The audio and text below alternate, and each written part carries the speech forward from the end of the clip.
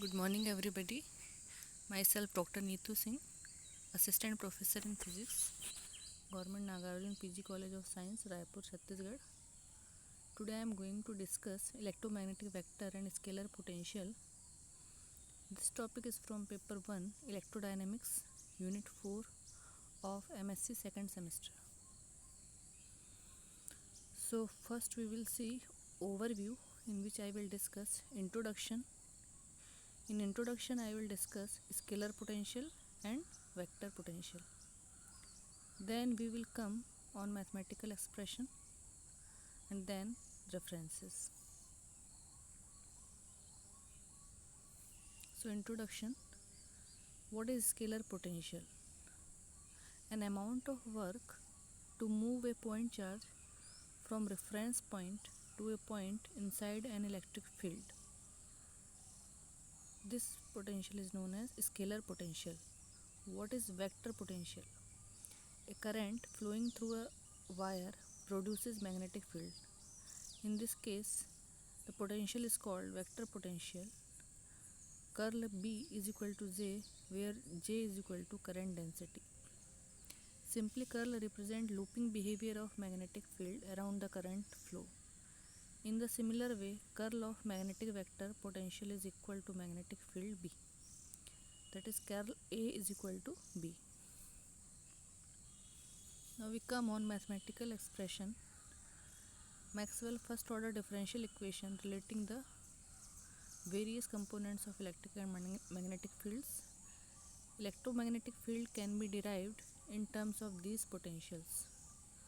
So we will use four Maxwell field equations, which is shown in equation 1.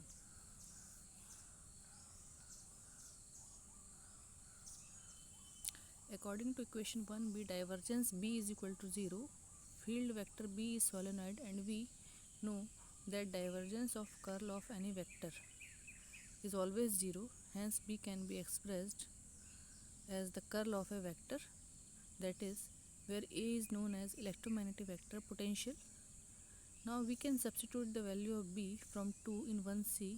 We will get curl E is equal to minus del E del upon del T in bracket curl A bracket close. Curl in bracket E plus del by del T bracket close is equal to 0. This implies that the vector E plus del A upon del T has 0 curl. E plus del A upon del T is irrotational, and we know that the curl of gradient of any scalar function is always 0. Hence, the vector E plus del A upon del T can be expressed as the gradient of a scalar function S. So, E plus del A upon del T is equal to grade S. Equivalently, in conventional form, E plus del A upon del T is equal to minus grade phi. E is equal to minus del A upon del T minus grade phi, where phi is called the scalar potential function. Equation 2 and 3 express electromagnetic field vector E and B in terms of electromagnetic scalar and vector potentials phi and A.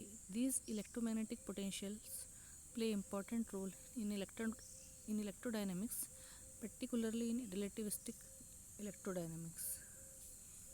Now Maxwell's equation 1D is curl H is equal to J plus del upon del T.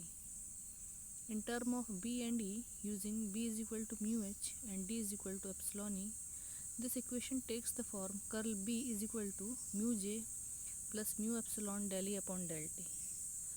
Curl B is equal to mu J plus mu epsilon del upon del T in bracket minus del A upon del T minus grade phi.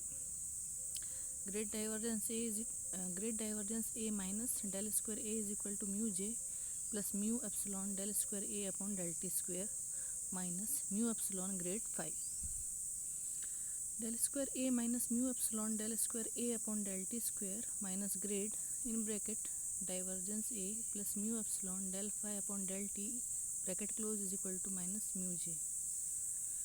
Similarly, equation 1a in terms of E takes the form. Using phi, we get divergence E is equal to rho upon epsilon.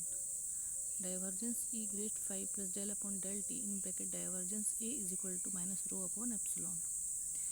Adding and subtracting mu epsilon del square phi upon del T square and rearranging, we get del square phi minus mu epsilon del square phi upon del t square plus del upon del t in bracket divergence A plus mu epsilon del phi upon del t bracket close is equal to minus rho upon epsilon.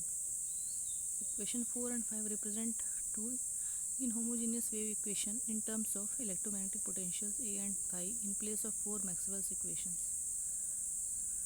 These inhomogeneous wave equations coupled by using the concept that A and phi are arbitrary. We have taken all this from book of Satya Prakash, Electrodynamics. Thank you very much.